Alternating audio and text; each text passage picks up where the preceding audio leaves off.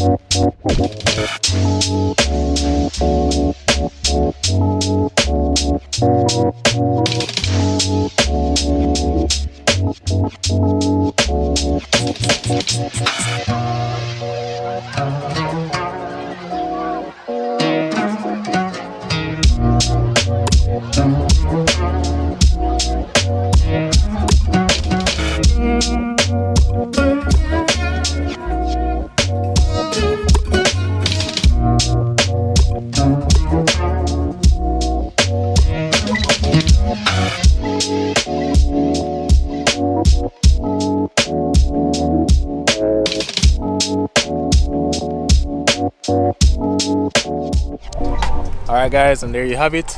As I said, this is a quick little overview. Thank you guys for all the support thus far. We plan to be doing some major content, especially going into the next couple of months. So if you aren't subscribed and you love to see some BMW content, please make sure to subscribe. Please make sure to turn on your post notifications. And once again, thank you guys for tuning in to another video. Stay tuned for the next one, and we out. Later.